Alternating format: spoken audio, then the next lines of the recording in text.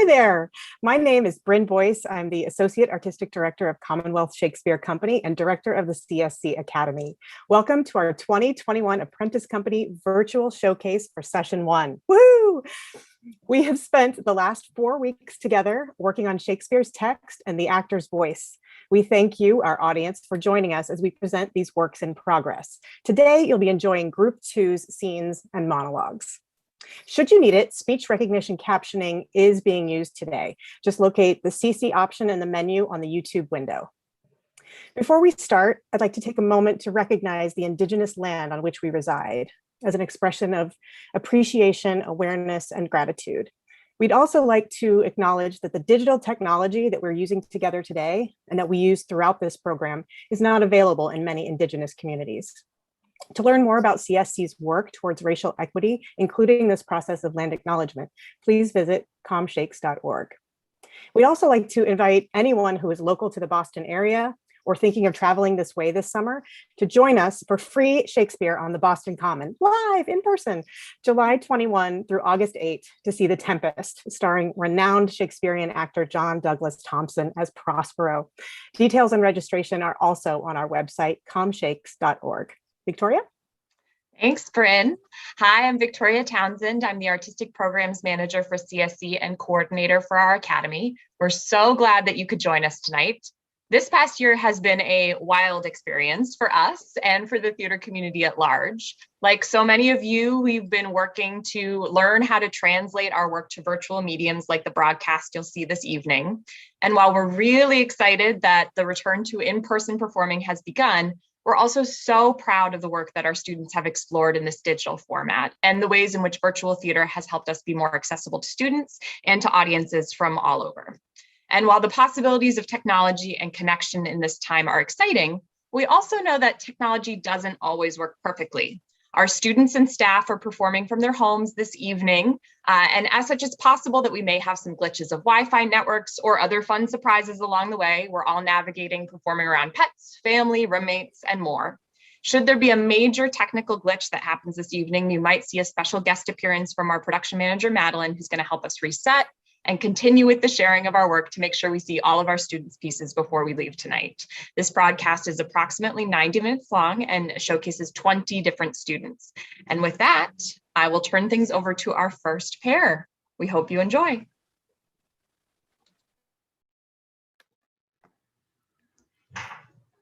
Hi, my name is Megan McGeehee. And my name is Nettie Chickering. We will be performing a scene from Macbeth. I'll be playing Lady Macbeth. And I'll be playing Macbeth.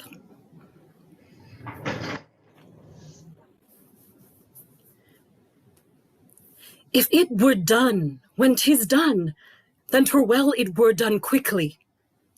If the assassination could trammel up the consequence and catch with this surcease success, but that this blow might be the be-all and the end-all here.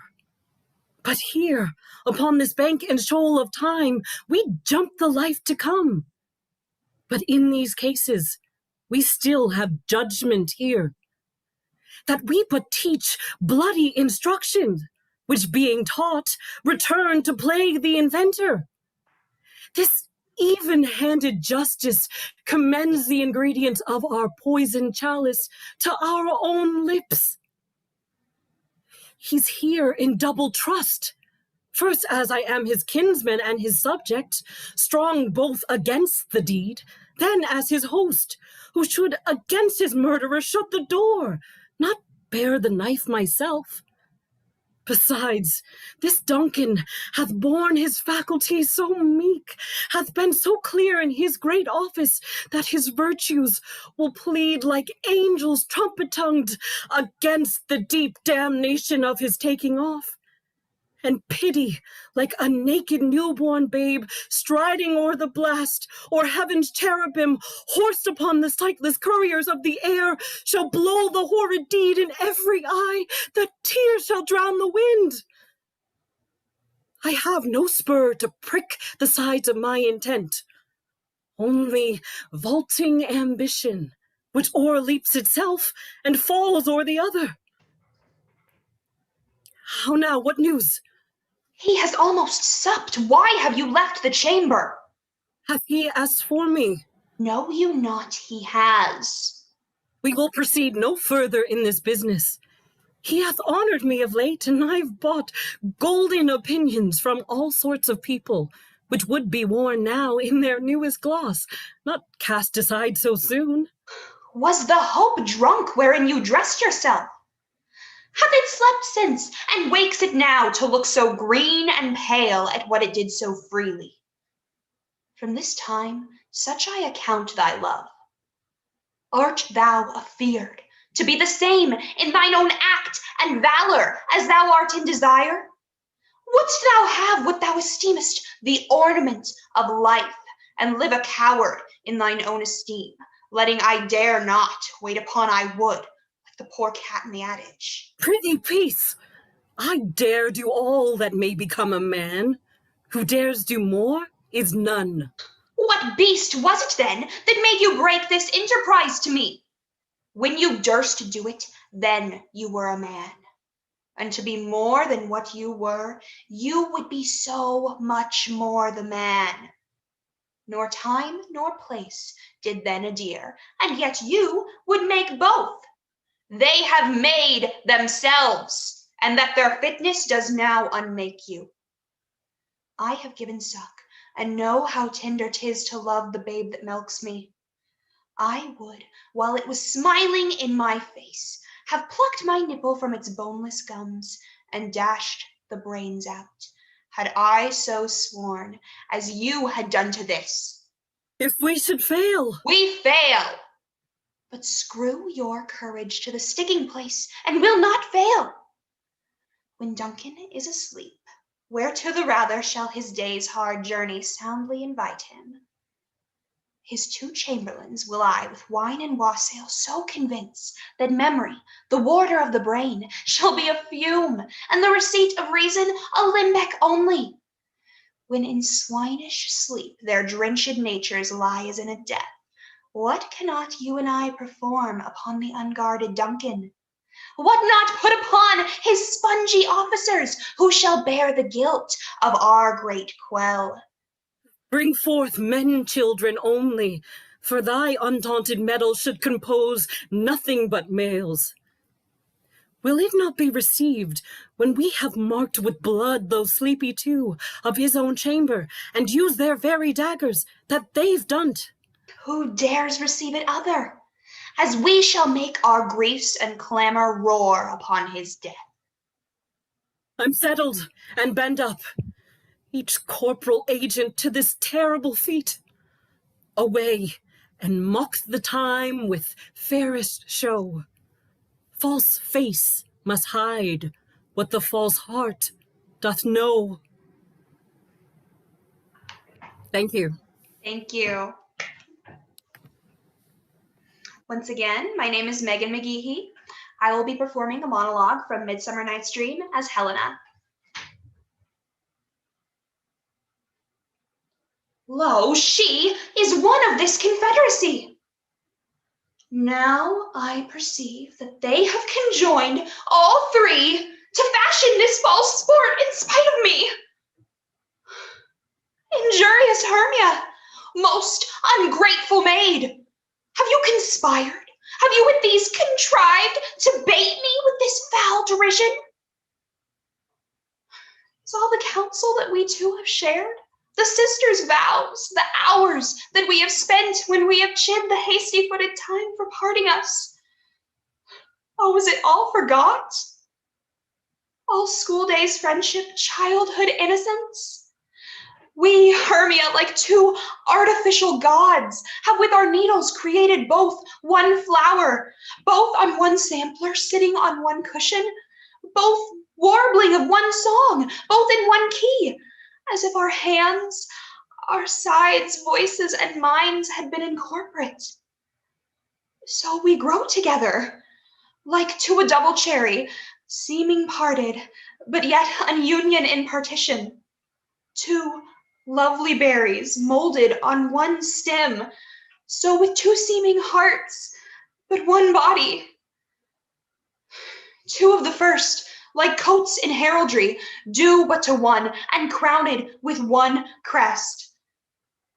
And will you rent our ancient love asunder to join with men in scorning your poor friend? It is not friendly. 'Tis not maidenly. Our sex, as well as I, may chide you for it, though I alone do feel the injury. Thank you.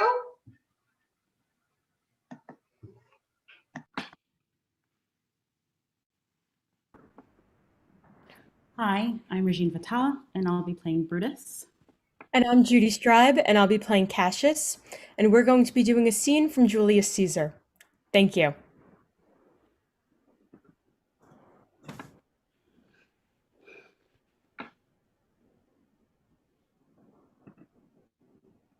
Will you go see the order of the course? Not I. I pray you do. I am not gamesome. I do lack some part of that quick spirit that is in Antony. Let me not hinder, Cassius, your desires. I'll leave you. Brutus, I do observe you now of late. I have not from your eye that gentleness and show of love as I was wont to have. You bear too stubborn and too strange a hand over your friend that loves you. Cassius, be not deceived. If I have veiled my look, I turn the trouble of my countenance merely upon myself. Vexed I am of late with passions of some difference, conceptions only proper to myself, which give some soil perhaps to my behaviors. But let not therefore my good friends be grieved, among which number Cassius be you one, nor construe any further my neglect than that poor Brutus, with himself at war, forgets the shows of love to other men. Then, Brutus, I have much mistook your passion, by means whereof this breast of mine hath buried thoughts of great value, worthy cogitations. Tell me, good Brutus, can you see your face? No, Cassius, for the eye sees not itself but by reflection, by some other things. 'Tis just, and it is very much lamented, Brutus, that you have no such mirror as will turn your hidden worthiness into your eye that you might see your shadow. I have heard where many of the best respect in Rome, except immortal Caesar, speaking of Brutus and groaning underneath this age's yoke, having wished that noble Brutus had his eyes. Into what dangers would you lead me, Cassius, that you would have me seek into myself for that which is not in me? Therefore, good Brutus, be prepared to hear. And since you know you cannot see yourself so well as by reflection, I, your glass, will modestly discover to yourself that of yourself which you yet know not of. And be not jealous on me, gentle Brutus, were I a common laugher, or did use to stale with ordinary oaths my love to every new protester. If you know that I profess myself in banqueting to all the rout, then hold me dangerous. What means this shouting? I do fear the people choose Caesar for their king. Aye, do you fear it? Then must I think you would not have it so? I would not, Cassius. Yet I love him well. But wherefore do you hold me here so long? What is it that you would impart to me? If it be aught toward the general good, set honor in one eye and death in the other, and I will look on both indifferently. For let the gods so speed me as I love the name of honor more than fear death. I know that virtue to be in you, Brutus, as well as I do know your outward favor. Ye gods, it doth amaze me that a man of such a feeble temper should so get the start of the majestic world and bear the palm alone. Another general shout. I do believe that these applauses are for some new honors that are heaped on Caesar. Why, man, he doth bestride the narrow world like a colossus, and we petty men walk under his huge legs and peep about to find ourselves dishonorable graves. Men at some time are masters of their fates. The fault, dear Brutus, is not in our stars, but in ourselves, that we are underlings. Brutus and Caesar. What should be in that Caesar? Why should that name be sounded any more than yours? Write them together. It is as fair a name. Sound them. It doth become the mouth as well. Weigh them. It is as heavy. Conjure with them. Brutus shall start a spirit as soon as Caesar. You and I have heard our father say there was a Brutus once who would have brooked the eternal devil to keep his state in Rome as easily as a king. That you do love me, I am nothing jealous. What you would work me to, I have some aim. How I have thought of this in these times I shall recount hereafter. For this present I would not, so with love I might entreat you be any further moved. What you have said I will consider. What you have to say I will with patience hear, and find a time both meet to hear and answer such high things. Till then, my noble friend, chew upon this. Brutus had rather be a villager than to repute himself a son of Rome under these hard conditions as this time is like to lay upon us. I am glad that my weak words have struck but thus much show of fire from Brutus.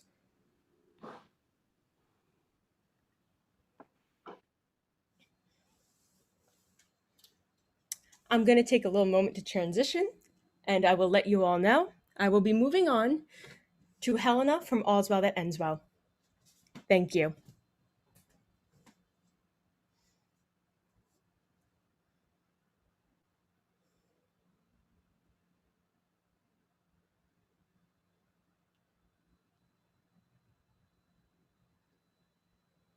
Till I've no wife, I've nothing in France. Nothing in France until he has no wife.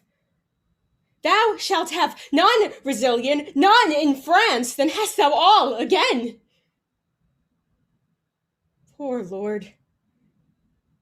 Is't I that chase thee from thy country and expose those tender limbs of thine to the event of the non-sparing war? And is it I that drive thee from the sportive court, where thou was shot at with fair eyes, to be the mark of smoky muskets? Oh, you leaden messengers that ride upon the violent speed of fire, fly with false aim, move the still piecing air that sings with piercing, do not touch my lord! Whoever shoots at him, I set him there. Whoever marches on his forward breast, I am the caitiff that hold him to it. And though I kill him not, I am the cause his death were so effected. Better 'twere I met the raven lion when he roared with sharp constraint of hunger. Better 'twere all the miseries which nature owes were mine at once.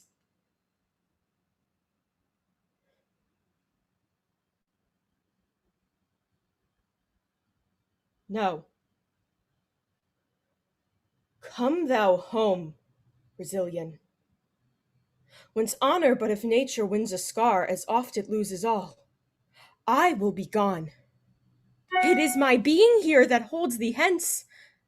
Shall I stay here to do it? No. No.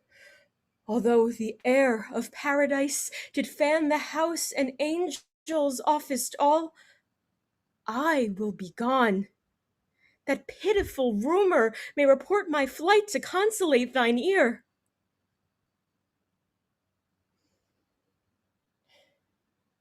Come, night, and day, for with the dark, poor thief, I'll steal away.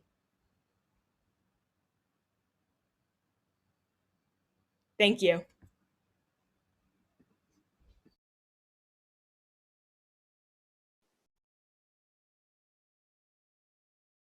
Hello, my name is Destiny Jones, and I will be doing a monologue from the 12th night. I will be doing Viola's monologue from the 12th night.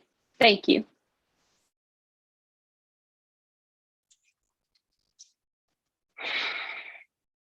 I see you what you are. You are too proud. But if you were the devil, you are fair. My Lord and Master loves you with adoration's further tears, with groans that thunder love with sighs of fire.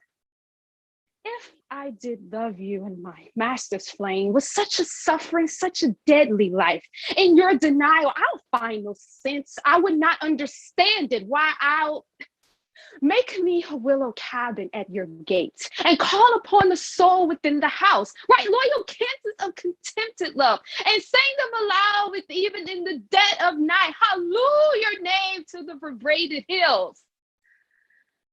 And make the babbling gossip of the air cry out, Olivia. Oh, you should not rest between elements of air and earth, but you should pity me. Thank you.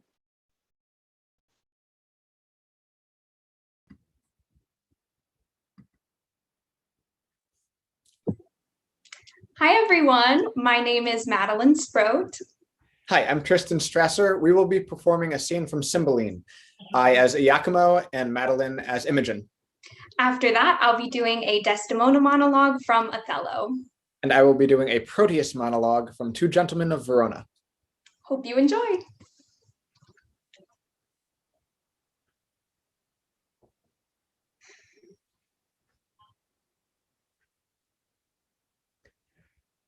Ahem.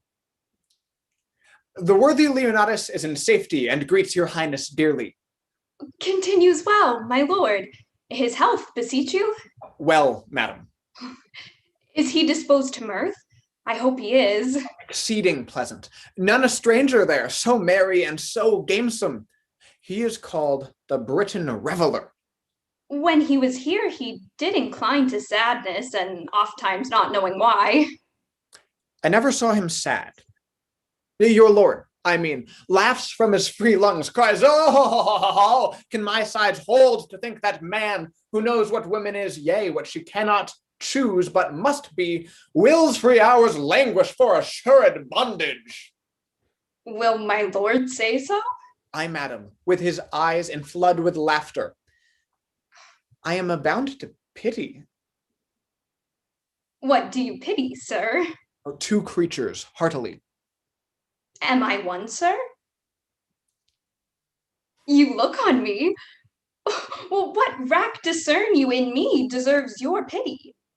Lamentable. What, to hide me from the radiant sun and solace at the dungeon by a snuff? I pray you, sir, deliver with more openness your answers to my demands. Why do you pity me? That others do. I was about to say, enjoy your... But it is an office of the gods to venge it, not mine to speak on it. You do seem to know something of me, or what concerns me. Pray you, discover to me what both you spur and stop. Had I this cheek to bathe my lips upon? This hand, whose every touch, would force the feeler's soul to the oath of loyalty? Should I, damned then, slaver with lips as common as the stairs that mount the Capitol? It were fit that all the plagues of hell should at one time encounter great revolt. My lord, I fear, has forgotten Britain. And himself. Not I, inclined to this intelligence, pronounce the beggary of his change, but 'tis your graces that from my mutest conscience to my tongue charms this report out. Let me hear no more. Oh, dearest soul, your cause doth strike my heart with pity that doth make me sick. A lady so fair and fastened to an empery would make the greatest king double. Be revenged, or she that bore you was no queen, and you recoil from your great stock. Revenged? How should I be revenged? If this be true, as I have such a heart that both mine ears must not in haste abuse, if this be true, how should I be revenged? Revenge it. I dedicate myself to your sweet pleasure, more noble than that runagate to your bed, and will continue fast to your affection, still close as sure. What ho, Pisanio! Let me my service tender on your lips. Away! I do condemn mine ears that have so long attended thee. If thou wert honorable, thou wouldst told this tale for virtue, not for such an ends thou seekest, as base as strange. The king, my father, shall be made acquainted of your deceit. And if he shall think it fit, a saucy stranger in his court to mart as in a Romish stew, and to expound his beastly mind to us. He hath a court he little cares for, and a daughter who he not respects at all. Oh, what ho, Pisanio! Oh, happy Leonatus! I may say, the credit that thy lady hath of thee deserves thy trust, and thy most perfect goodness her assured credit. Blessed live you long, a lady to the worthiest sir that ever country called his, and you his mistress, only for the most worthiest fit. Give me your pardon. I have spoke this to know if your affiance were deeply rooted, and he is one the truest mannered. You make amends. Oh, he sits mongst men like a descended god. He hath a kind of honor, sets him off more than a mortal seeming. Be not angry, most mighty princess, that I have ventured to try your taking of a false report. All is well, sir. Take my power in the court for yours. My humble thanks. I had almost forgot to entreat your grace in but a small request. Pray, what is it? Some dozen Romans of us and your lord, the best feather of our wing, have mingled sums to buy a present for the emperor, which I, the factor for the rest, have done in France. 'Tis plate of rare device and jewels. May it please you to take them in protection? Willingly, and pawn mine honor for their safety. Since my lord hath interest in them, I shall keep them in my bedchamber. They are in a trunk attended by my men. I will make bold to send them to you, but only for this night. I must aboard tomorrow, or I shall short my word by lengthening my return. Oh, but not away tomorrow. If you please to greet your lord with writing, do it tonight. I have outstood my time, which is material to the tender of our present. I will write. Send your trunk to me. It shall safe be kept, and truly yielded you. You are very welcome.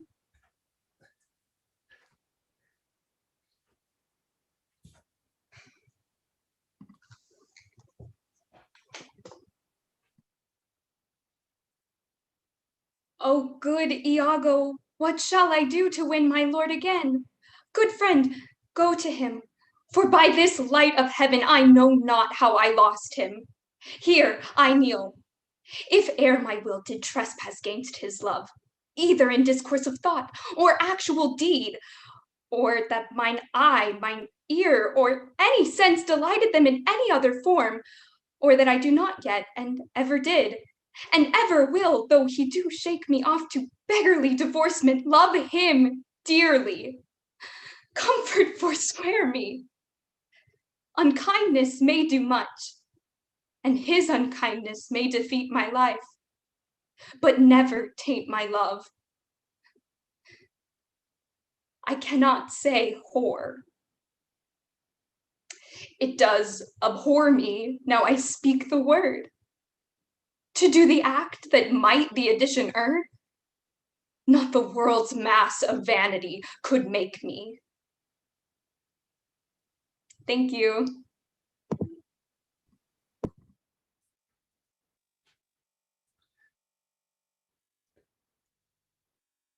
To leave my Julia shall I be forsworn. To love fair Sylvia shall I be forsworn. To wrong my friend I shall be much forsworn.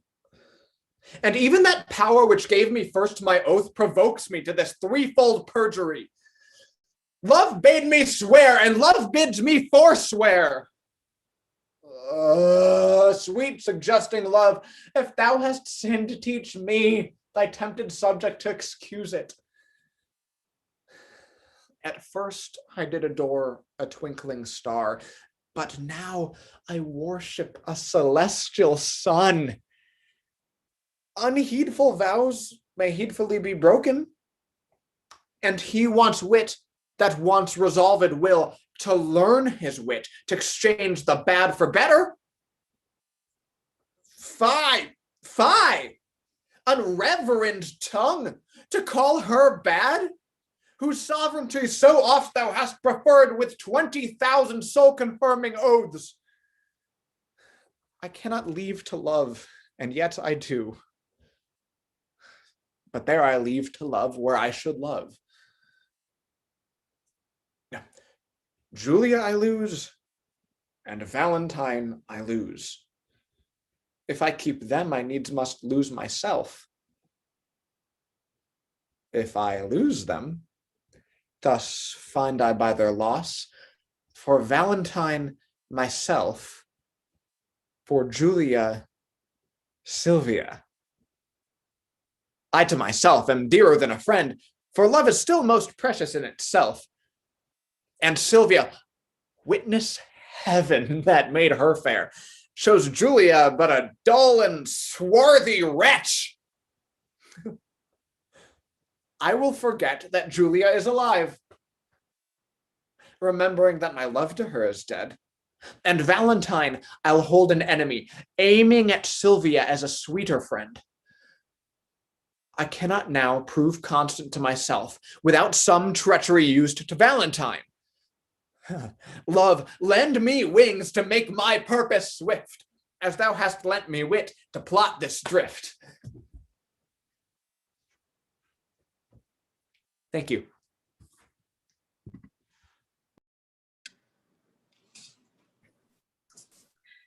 Good evening, I'm Cadessa Davis.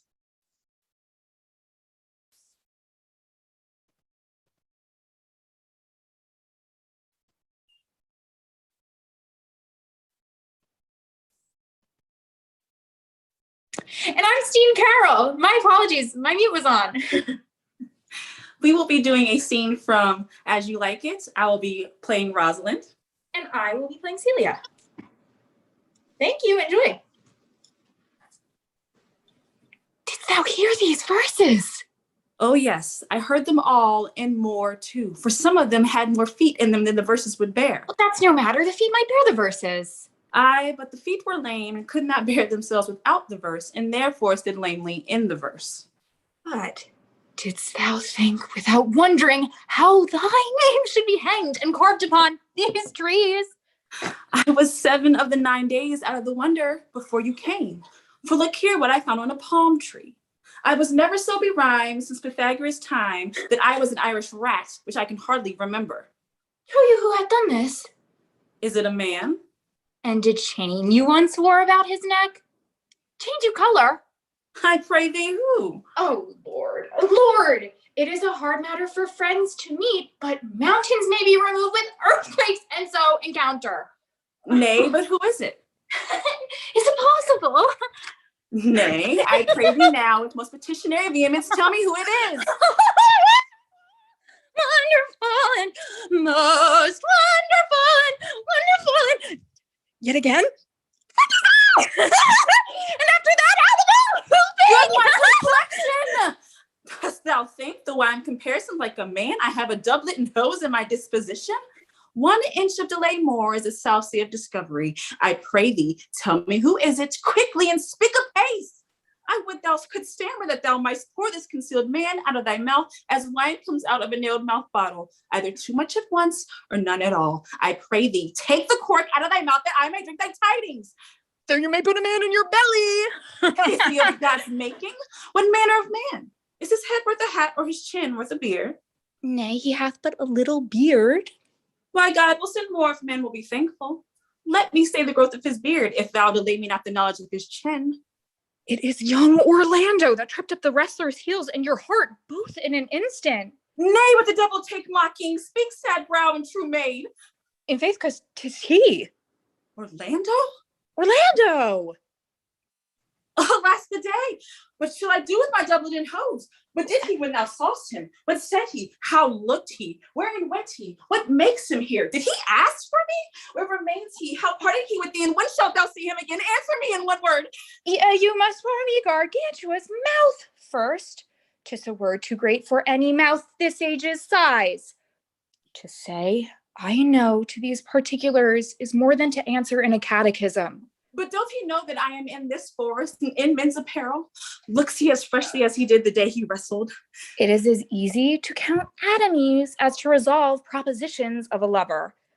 But take a taste of my finding him and relish it with good observance.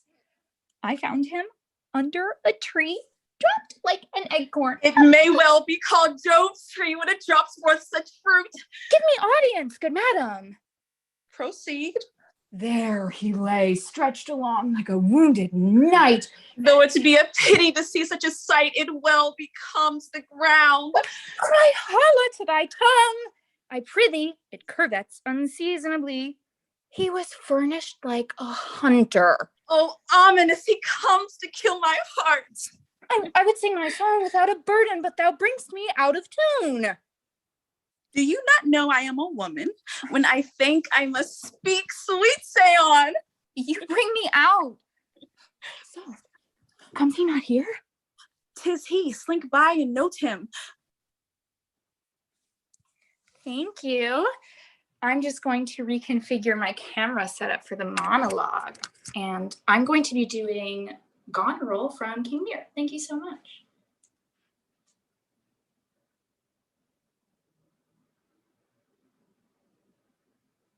This admiration, sir, is much the saber whether your new pranks. I do beseech you to understand my purposes aright. You are old and reverend should be wise. Here you keep 100 knights and squires, men so disordered, so debauched and bold. This our court, infected with their manners, shows like a riotous inn. Epicurism and lust make it seem more like a tavern or a brothel than a graced palace. The shame itself doth speak for instant remedy. Ye then desired by her that else will take the thing she begs, a little to disquantity your train, and the remainders that shall still depend to be such men as may besort your age, which know themselves and you.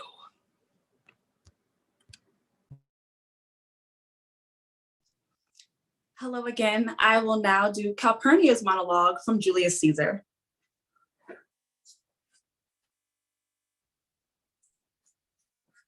Caesar, I never stood on ceremonies, yet now they fright me. There is one within, besides the things that we have heard and seen, recounts most horrid sights seen by the watch. A lioness has whelped in the streets, and graves have yawned and yielded up their dead. Fierce, fiery warriors fought upon the clouds in ranks and squadrons in right form of war, which drizzled blood upon the capital. The noise of battle hurtled in the air. Horses did neigh, and dying men did groan, and ghosts did shriek and squeal about the streets.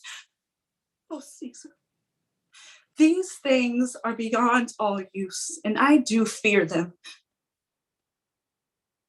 Thank you.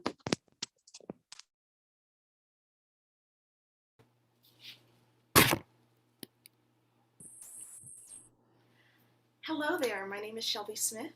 I'm Grace Laliotis. And we will be doing Antony and Cleopatra. I'll be playing Cleopatra. And I'll be playing Mark Antony.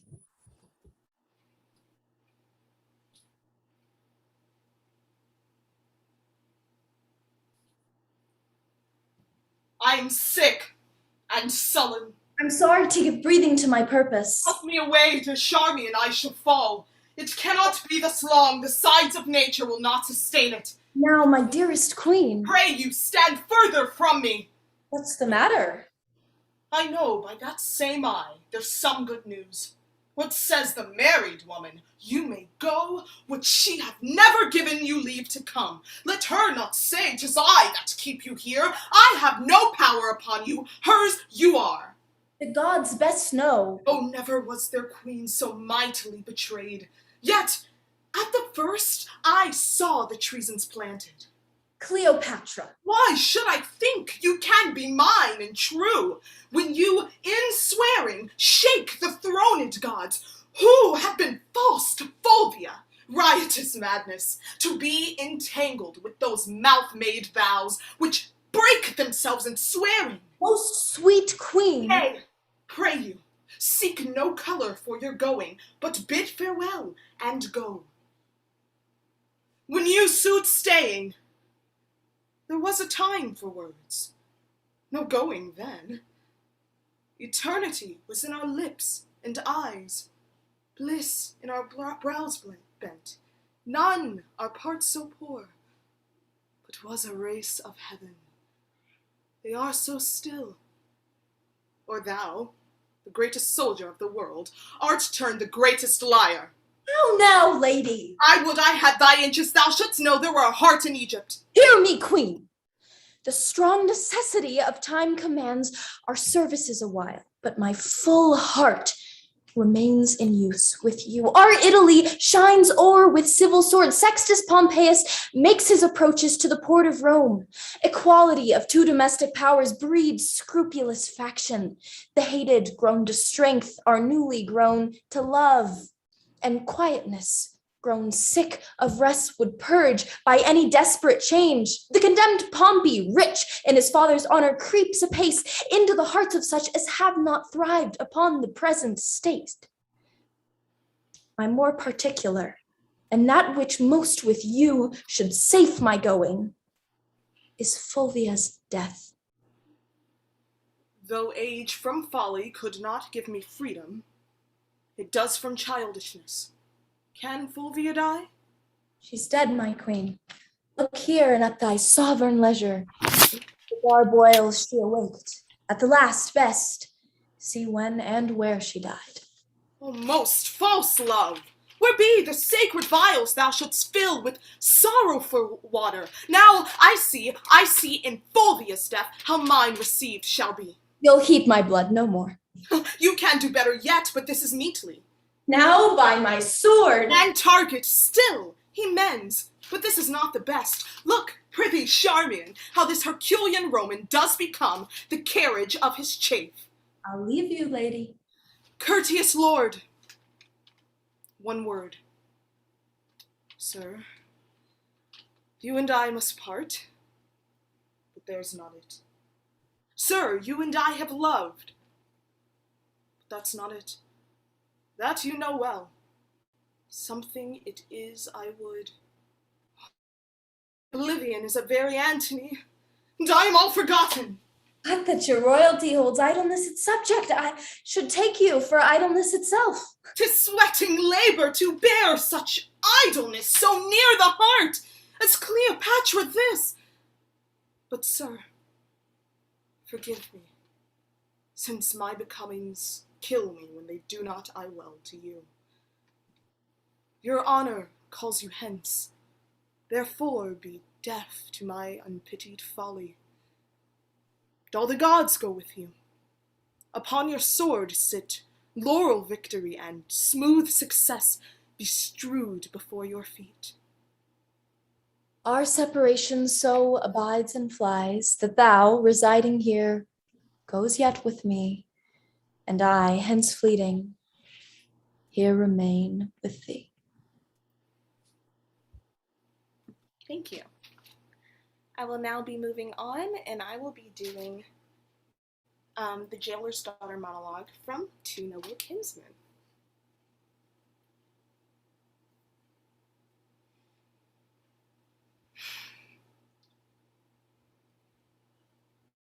Why should I love this gentleman? 'Tis odds he will never affect me. I am base, my father the mean keeper of his prison, and he a prince. To marry him is hopeless, to be his whores witless. Out upon it, what pushes are we wenches driven to, when 15 once has found us?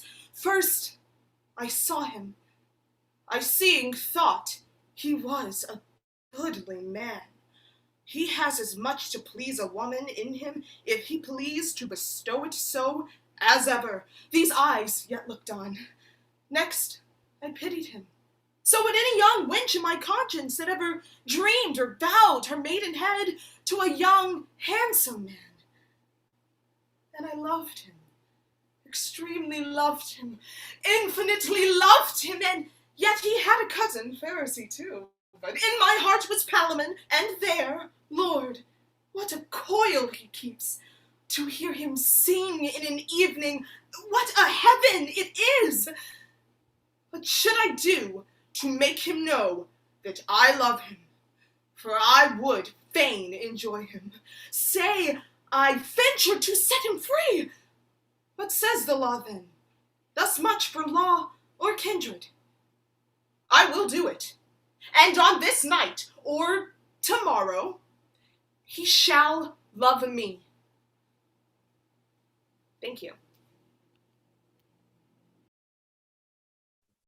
Again, I'm Grace Laliotis, and this is Constance from King John.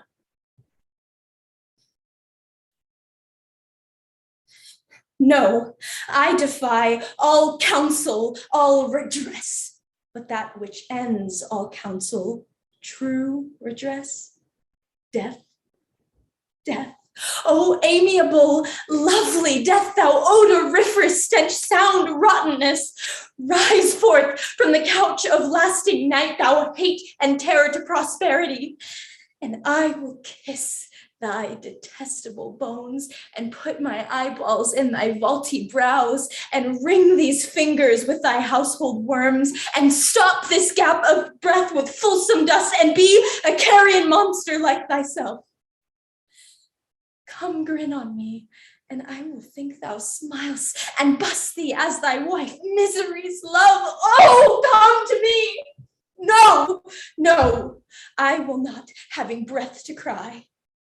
Oh, that my tongue were in the thunder's mouth. Then with passion would I shake the world and rouse from sleep that fell anatomy, which does not hear a lady's feeble voice, which scorns a modern invocation. I am not mad. This hair I tear is mine. Thank you.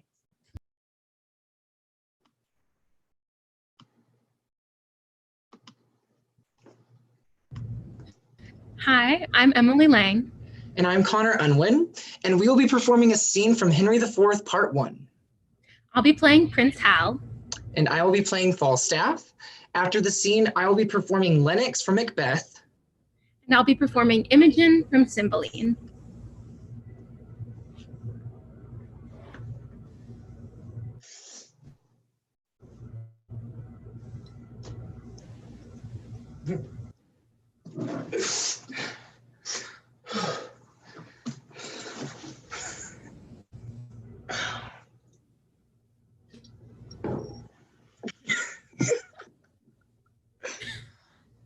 Now, Hal, what time of day is it, lad? Thou art so fat-witted, with drinking of old sack, and unbuttoning thee after supper, and sleeping upon benches after noon, that thou hast forgotten to demand that truly which thou wouldst truly know.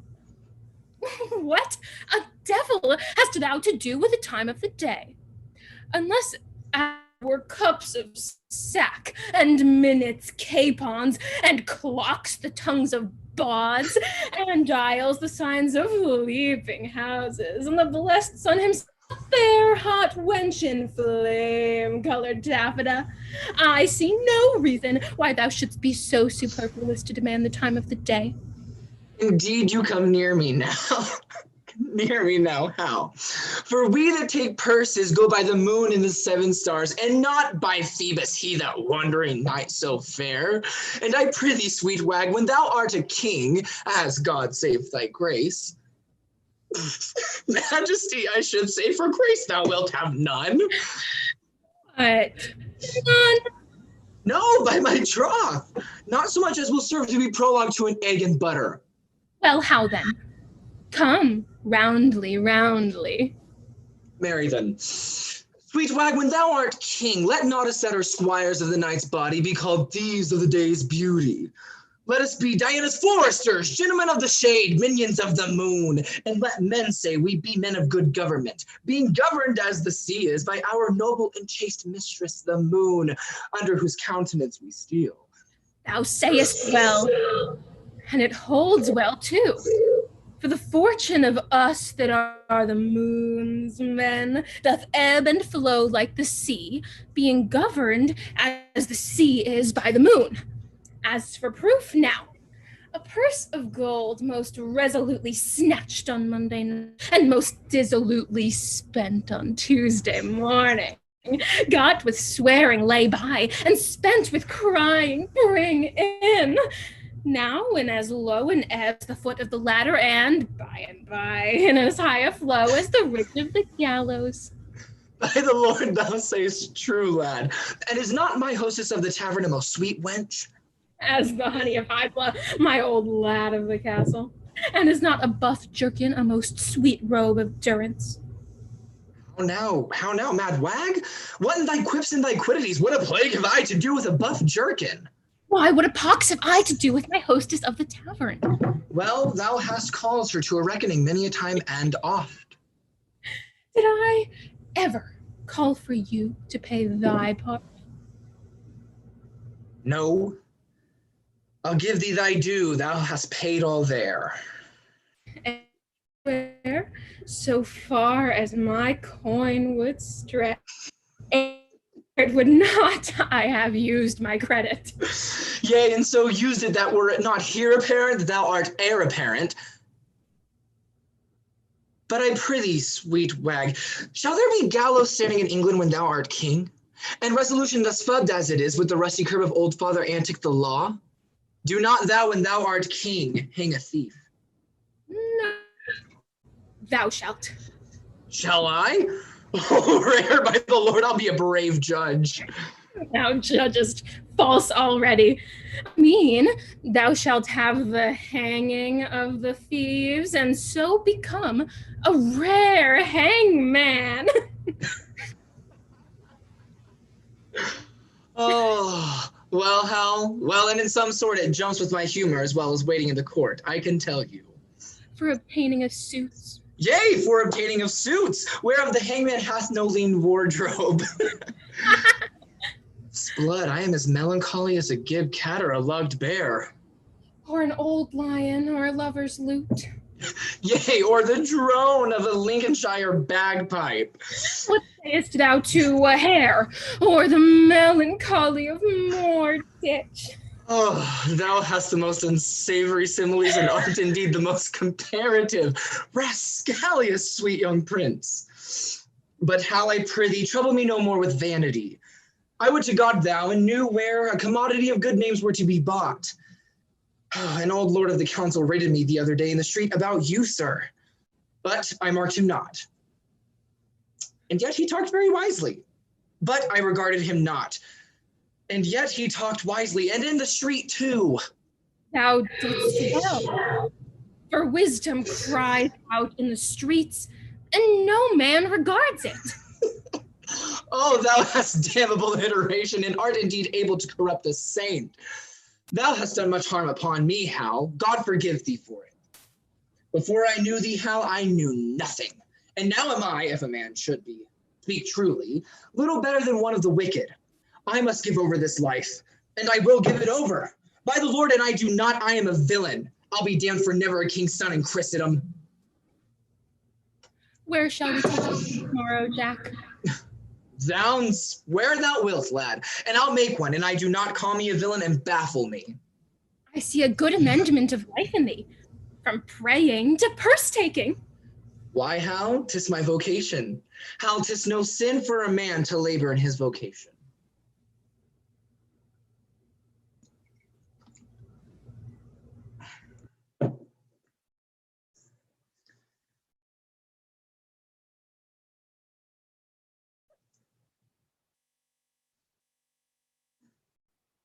My former speeches have but hit your thoughts, which can interpret further.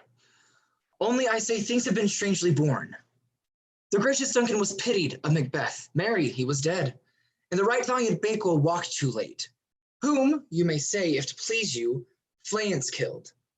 For Fleance fled. Men must not walk too late. Who cannot want the thought how monstrous it was for Malcolm and for Donalbain to kill their gracious father? Damn it, fact, how it did grieve Macbeth! Did he not straight in pious rage the two delinquents tear, that were the slaves of drink and thralls of sleep? Was not that nobly done? Aye, and wisely too. For 'twould have angered any heart alive to hear the men deny it. So that, I say, he has borne all things well. And I do think that had he Duncan's sons under his key, as and please heaven he shall not, they should find what were to kill a father, so should flayance. But peace. For from broad words, and cause he filled his presence at the tyrant's feast, I hear Macduff lives in disgrace. Sir, can you tell where he bestows himself? Thank you.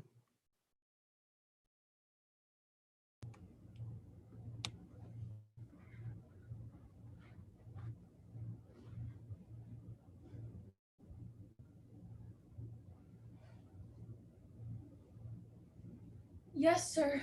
To Milford Haven, which is the way? But soft. No bedfellow. Oh! Gods and goddesses! These flowers are like the pleasures of the world. This bloody man, the care on it. I hope I dream, for so I thought I was a cave keeper and cook to honest creatures. But 'tis not so. 'Twas but a bolt of nothing shot at nothing, which the brain makes of fumes. Our very eyes are sometimes like our judgments, blind. Good faith, I tremble stiff with fear. But if there be yet left in heaven as small a drop of pity as a wren's eye, feared gods, a part of it. The dream's here still. Even when I wake, it is without me, as within me, not imagined, felt. A headless man? The garments of Posthumus. I know the shape of his leg. This is his hand, the bronze of Hercules. But his jovial face, murder in heaven, how? 'Tis gone. Pisanio has conspired with that regulus devil Cloten as to hear cut off my lord. Damned Pisanio hath with his forged letters, damned Pisanio, from this most bravest vessel of the world struck the maintop. Oh, Posthumus, alas, where is thy head? Where's that? Ay me, where's that? Pisanio might have killed thee at the heart and left this head on. How should this be? Pisanio, 'tis he and Cloten, malice and lucre in them, have laid this woe here. Oh, 'tis pregnant, pregnant. The drug he gave me, which he said was precious and cordial to me, have I not found it murderous to the senses? That confirms it home. This is Pisanio's deed, and Cloten's. Oh, give color to my pale cheek with thy blood, that we the harder may seem to those which chance to find us. Oh, my lord, my lord. Thank you.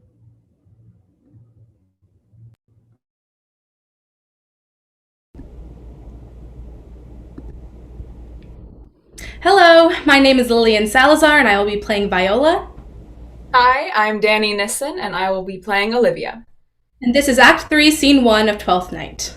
And after the scene, I will be doing a monologue as Prince Hal from Henry IV, Part 1. Now I'll be doing Hermione's monologue from The Winter's Tale.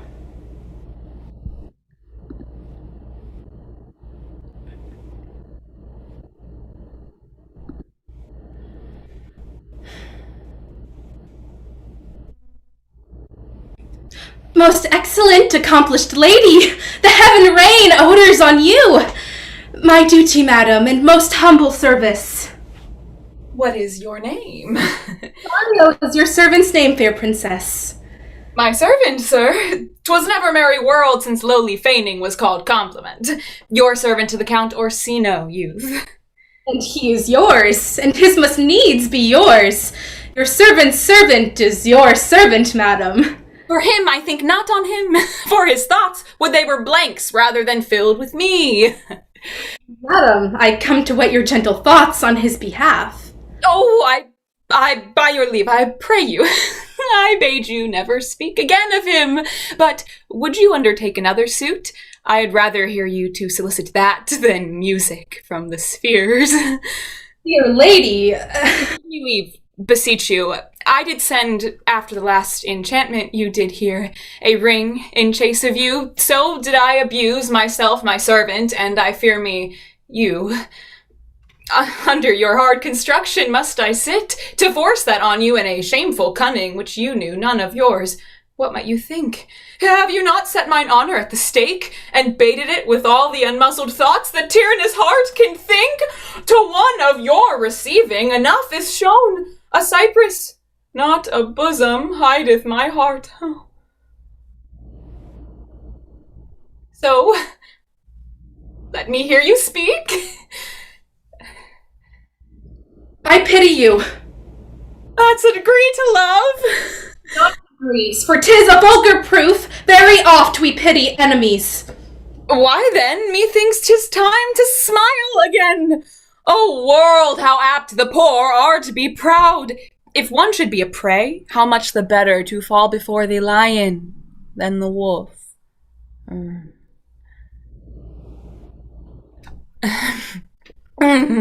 The clock abraids me with the waste of time. Be not afraid, good youth, I will not have you. And yet, when wit and youth is come to harvest, your wife is like to reap a proper man. There lies your way, due west. Then westward ho! Grace and good disposition, attend your ladyship. You'll nothing, madam, to my lord by me? Stay, I prithee, tell me what thou think'st of me. What you do think, you are not what you are. If I think so, I think the same of you. You think you right, madam. I am not what I am. I would you were as I would have you be. Better, madam, than I am. I wish it might, for now I am your fool. Oh, what a deal of scorn looks beautiful in the contempt and anger of his lip. A murderous guilt shows not itself more soon than love that would seem hid. Love's night is noon. Cesario, by the roses of the spring, by maidhood, honor, truth, and everything, I love thee so, that maugre all thy pride, nor wit nor reason can my passion hide. Do not extort thy reasons from this clause, for that I woo, thou therefore hast no cause. But reason thus with reason fetter. Love sought is good, but given unsought better. By innocence, I swear, and by my youth, I have one heart, one bosom, one truth, that no woman has, nor never none, shall mistress be of it save I alone. And so, adieu, madam, nevermore will I my master's tears to your deplore. Yet come again, for thou perhaps mayst move that heart which now abhors to like his love.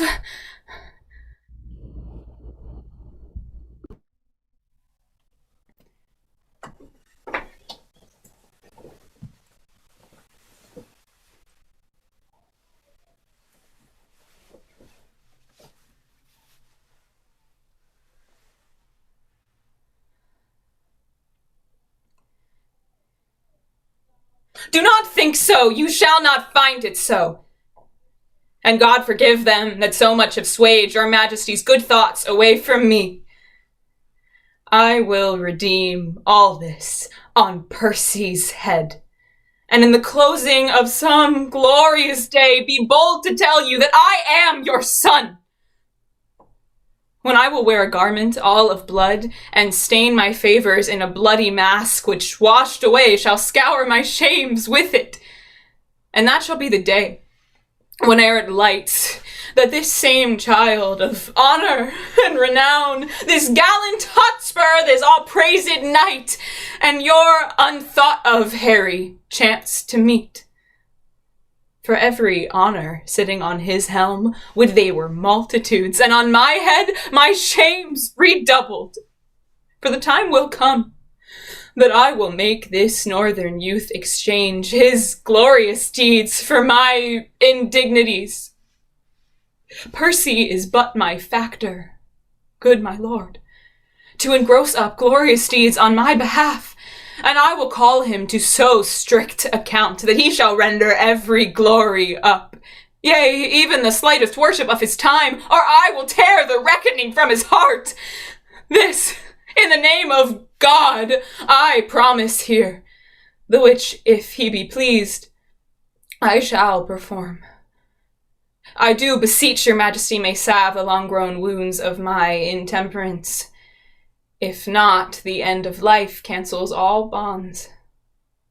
And I will die 100,000 deaths ere break the smallest parcel of this vow.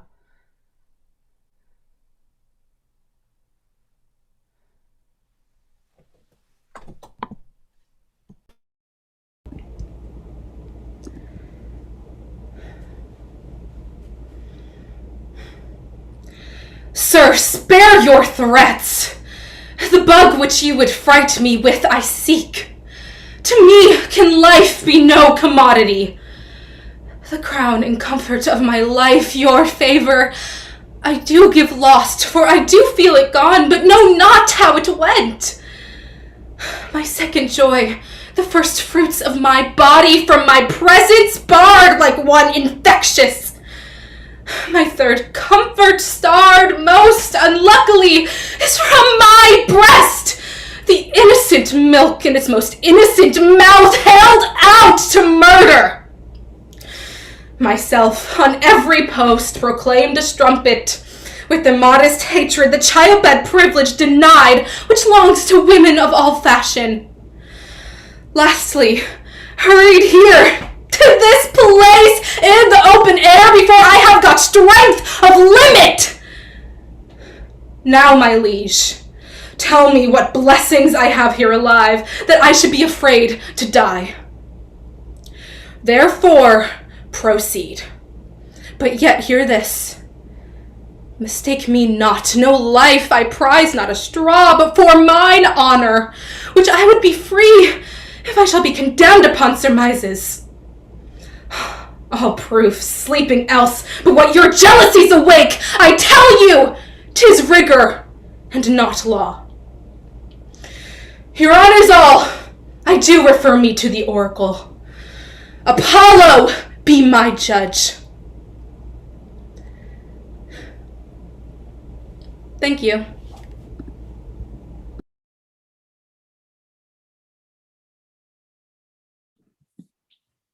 Hi, I'm Georgia. Hi, and I'm Kimmery, and we will be doing a scene from A Midsummer Night's Dream where I will be playing Demetrius. And I'll be playing Helena.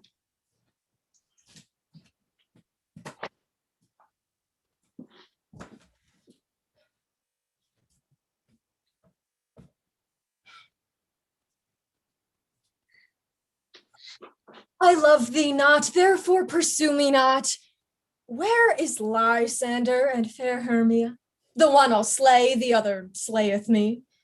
Thou toldst me they were stolen unto this wood, and here I am, and woed within this wood, because I cannot meet my Hermia.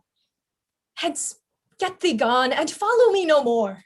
You draw me, you hard-hearted adamant, and yet you draw not iron, for my heart is true as steel. Leave you your power to draw, and I shall have no power to follow you. Do I entice you? Why, speak you fair? Or rather, do I not, in plainest truth, tell you I do not, nor I cannot love you? And even for that, do I love you the more? I am your spaniel, and Demetrius, the more you beat me, I will fawn on you. Use me, but as your spaniel. Spurn me, strike me, neglect me, lose me, only give me leave, unworthy as I am. But to follow you, What worser place can I beg in your love, and yet a place of high respect with me, than to be used as you use your dog? Tempt not too much the hatred of my spirit, for I am sick when I do look on thee. And I am sick when I look not on you. You do impede your modesty too much. To leave the city and commit yourself into the hands of one that loves you not, to trust the opportunity of night and the ill counsel of a desert place with the rich worth of your virginity. Your virtue is my privilege, for that it is not night when I do see your face. Therefore, I think I am not in the night. Nor doth this wood lack worlds of company, for you in my respect are all the world. Then how can it be said I am alone, when all the world is here to look on me? I'll run from thee, and hide me in the brakes, and leave thee to the mercy of wild beasts. The wildest hath not such a heart as you. Run when you will. The story shall be changed. Apollo flies, and Daphne holds the chase. The dove pursues the griffin. The mild hind makes speed to catch the tiger.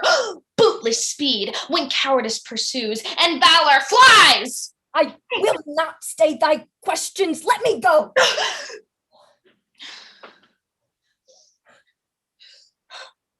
Or if thou follow me, do not believe, but I shall do thee mischief in the wood. I, in the temple, in the town, in the field, you do me mischief. Fie, Demetrius, your wrongs do set a scandal on my sex. We cannot fight for love as men may do. We should be wooed, and we're not made to woo. I'll follow thee, and make a heaven of hell, to die upon the hand I love so well.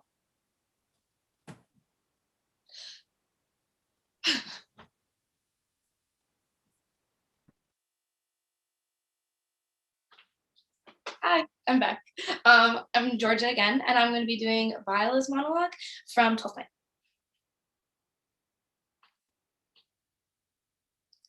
I left no ring with her. What means this lady? Fortune forbid, my outside have not charmed her. She made good view of me, indeed, so much that sure methought her eyes had lost her tongue, for she did speak in starts distractedly. She loves me. Sure, the cunning of her passion invites me in this churlish messenger. None of my lord's rang. Why, he sent her none. I am the man. If it be so as 'tis, poor lady, she were better love a dream. Disguise, I see, thou art a wickedness wherein the pregnant enemy does much. How easy it is for the proper false in women's waxen hearts to set their forms. Alas, our frailty is the cause, not we. For such as we are made, of such we be. How will this fadge? My master loves her dearly, and I, poor monster, fondest much on him, and she, mistaken, seems to dote on me. What will become of this? As I am man, my state is desperate for my master's love. As I am woman, now alas the day, what thriftless sighs shall poor Olivia breathe? O time, thou must untangle this, not I. It is too hard a knot for me to untie. Thank you. Hi, Kim again. And now I will be doing Juliet from Romeo and Juliet.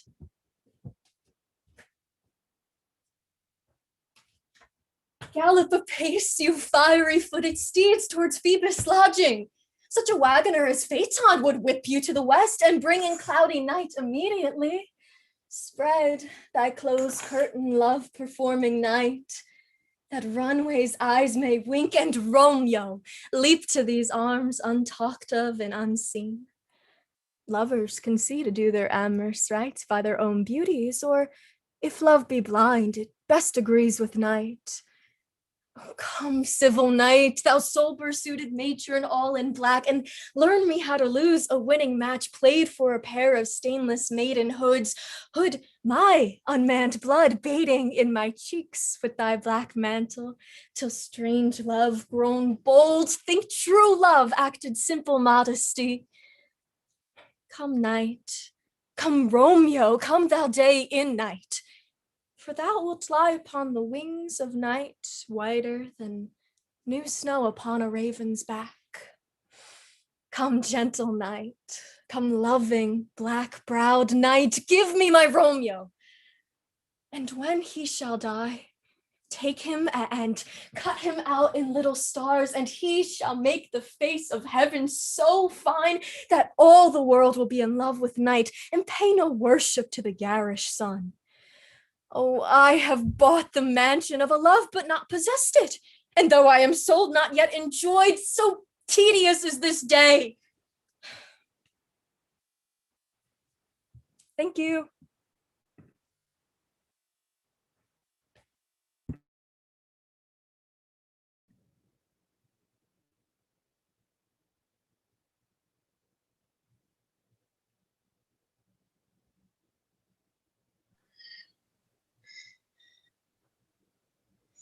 That you have wronged me doth appear in this.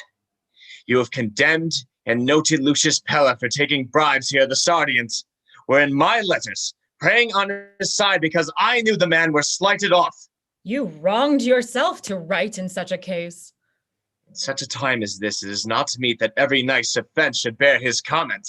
Let me tell you, Cassius, you yourself are much condemned to have an itching palm, to sell and mart your offices for gold to undeservers. I an itching palm! You know that you are Brutus that speak this, or by the gods, this speech or else your last. The name of Cassius honors this corruption, and chastisement doth therefore hide his head. Chastisement? Remember March. The Ides of March remember. Did not great Julius bleed for justice' sake? What, shall one of us that struck the foremost man of all this world contaminate our fingers with base bribes? I had rather be a dog and bathe the moon than such a Roman. Brutus baits not me, I'll not endure it. You forget yourself to hedge me in. I am a soldier, I, older in practice, abler than yourself to make conditions. Oh, too, you are not, Cassius. I am. I say you are not. Urge me no more, I shall forget myself. Have mind upon your heart, take me no further. Away, slight man. It's possible. Hear me, for I will speak.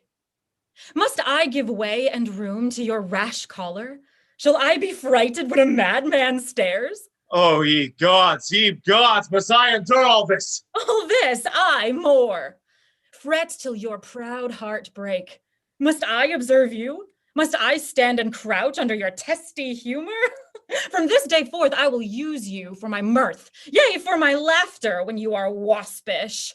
Is it come to this? You say you are a better soldier, let it appear so. Make your vaunting true, and it shall please me well. For mine own part, I shall be glad to learn of noble men. You wrong me every way, you wrong me, Brutus. I said an elder soldier, not a better. Did I say better? If you did, I care not. When Caesar lived, he durst not thus have moved me. Peace, peace, you durst not have tempted him. I durst not. No. What durst not tempt him? For your life, you durst not. Do not presume too much upon my love. I may do that I shall be sorry for. You have done that you should be sorry for. There is no terror, Cassius, in your threats, for I am armed so strong in honesty that they pass me by as the idle wind, which I respect not. I did send to you for gold, to pay my legions, which you denied me. Was that done like Cassius? Should I have answered Caius Cassius so? When Marcus Brutus grows so covetous as to lock such rascal counters from his friends, be ready, gods, with all your thunderbolts, dash him to pieces. I denied you not. You did. I did not. He was but a fool that brought my answer back. Brutus have rived my heart. A A friend should bear his friend's infirmities, but Brutus makes mine greater than they are. I do not until you practice them on me. You love me not. I do not like your faults. A friendly eye could never see such faults. Not flatterers would not, though they do appear as huge as high Olympus. Come, Antony, and young Octavius, come. Revenge yourselves alone on Cassius. For Cassius is aweary of the world, hated by the one he loves, braved by his brother, checked like a bondman, all his faults observed, set in a notebook, learned and conned by rote to cast into my teeth. There is my dagger, and here my naked breast, within a heart. If thou beest a Roman, take it forth. I that deny thee gold will give my heart. Strike as thou didst at Caesar, for I know when thou hatest him worse, thou lovest him better than ever thou lovest Cassius. Sheathe your dagger. Be angry when you will, it shall have scope. Oh, Cassius, you are yoked with a lamb that carries anger as the flint bears fire, who much enforced shows a hasty spark, and straight is cold again. Cassius lived to be but mirth and laughter to his Brutus, when grief and blood ill-tempered vexeth him. When I spoke that, I was ill-tempered too. Do you confess so much? Give me your hand. And my heart too.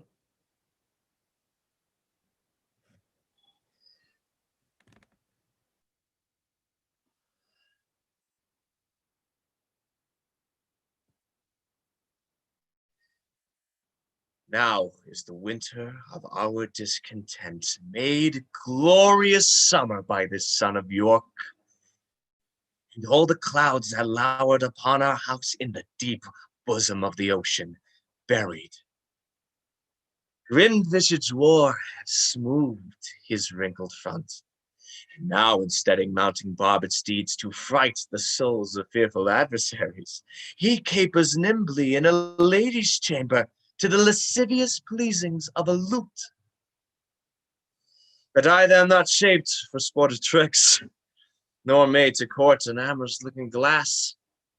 I that am rudely stamped and want love's majesty to strut before a wanton ambling nymph. I that am curtailed of this fair proportion, cheated of feature by dissembling nature, deformed, unfinished, sent before my time into this breathing world scarce half made up, and that so lamely and unfashionable that dogs bark at me as I halt by them. I, in this weak, piping time of peace, have no delight to pass away the time. Therefore, since I cannot prove a lover to entertain these fair, well-spoken days, I am determined to prove a villain and hate the idle pleasures of these days. Thoughts have I laid, inductions dangerous, by drunken prophecies, libels, and dreams to set my brother Clarence and the king in deadly hate, the one against the other.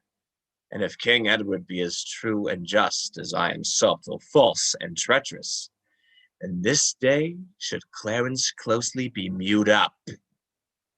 But a prophecy that says that G of Edward's heirs the murderer shall be. I've thoughts down to my soul. Here, Clarence comes.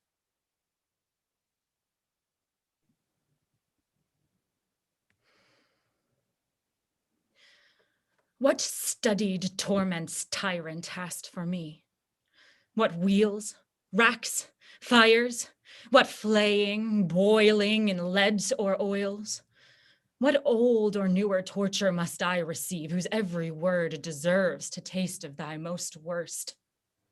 Thy tyranny, together working with thy jealousies, fancies too weak for boys, too green and idle for girls of 9. Oh, think what they have done, and then run mad indeed, stark mad, for all thy bygone fooleries were but spices of it.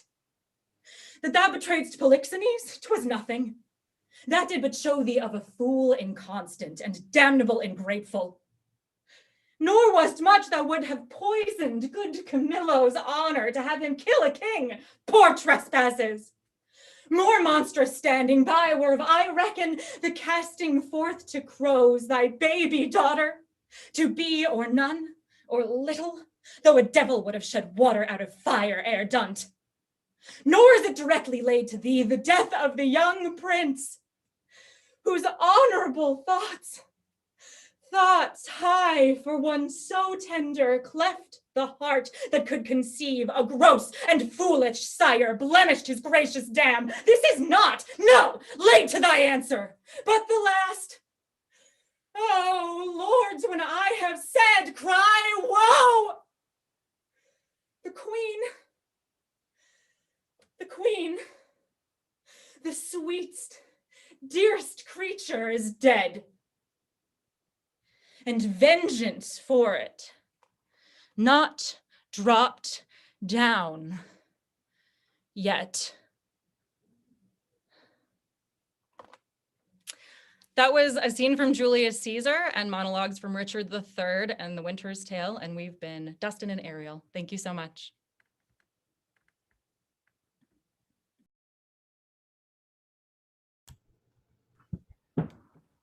Hi, my name is Tiffany Beckford, Hi, I'm Aidan Conklin. and we'll be performing a scene from A Midsummer Night's Dream, I will be playing Lysander. and I will be playing Hermia.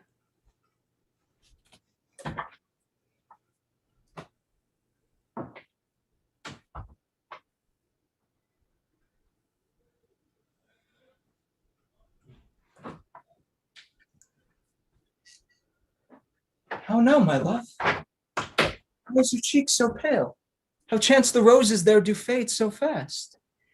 Belike for want of rain, which I could well beteem them from the tempest of my eyes. Ay me! For aught that I could ever read, could ever hear by tale or history, the course of true love never did run smooth. But either it was different in blood, Oh, cross, too high to be enthralled to low.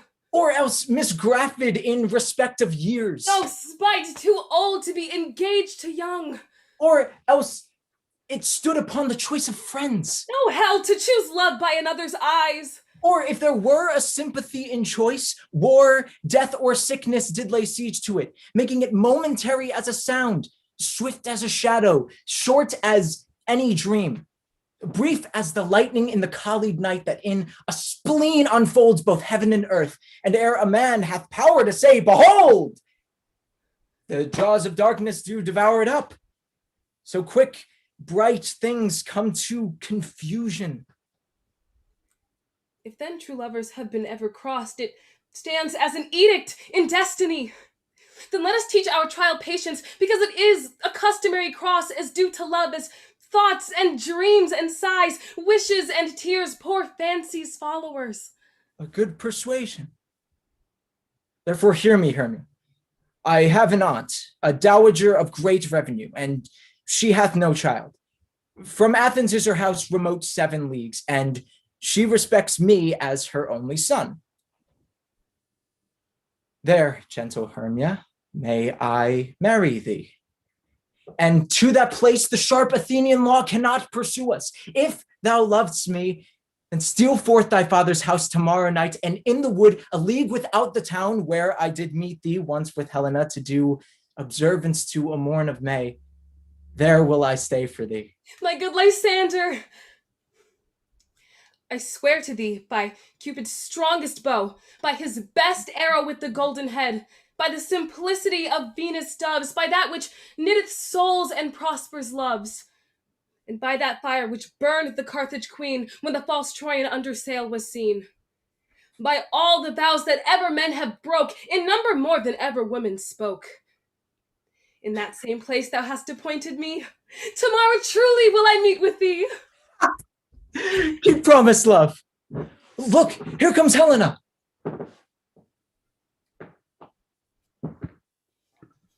Hi, I'm Tiffany again, and I'll be performing a monologue from The Comedy of Errors as Luciana.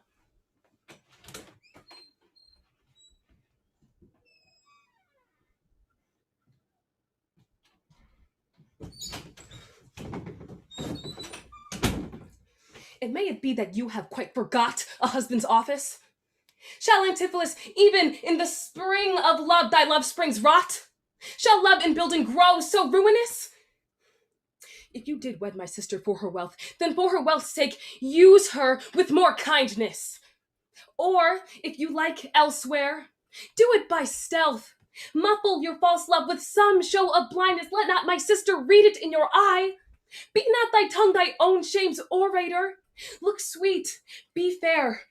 Become disloyalty, apparel vice like virtue's harbinger. Bear a fair presence though your heart be tainted. Teach sin the carriage of a holy saint. Be secret, false.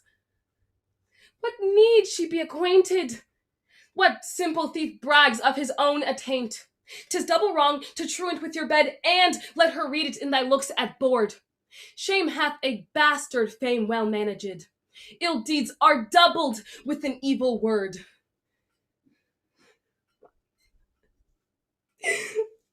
Alas, poor woman, make us but believe, being compact of credit, that you love us. Though others have the arm, show us the sleeve. We in your motion turn, and you may move us. Then, gentle brother, get you in again.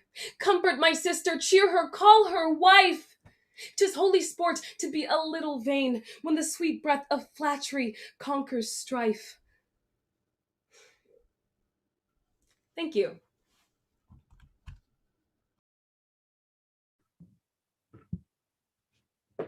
Hi, I'm Aiden, and this is Puck's final monologue from A Midsummer Night's Dream.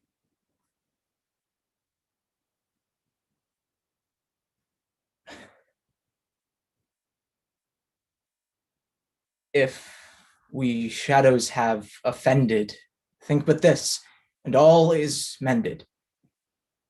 That you have but slumbered here, while these visions did appear. And this weak and idle theme,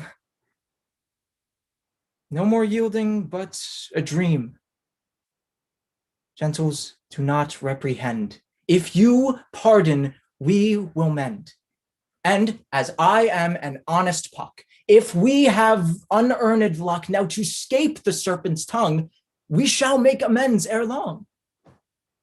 Else the Puck a liar call. So good night unto you all.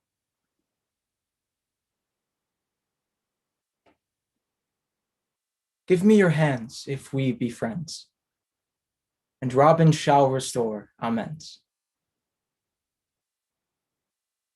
Well, friends, that concludes the 2021 CSC Apprenticeship Showcase. Thank you so much for joining us, and have a wonderful rest of your day. See you later.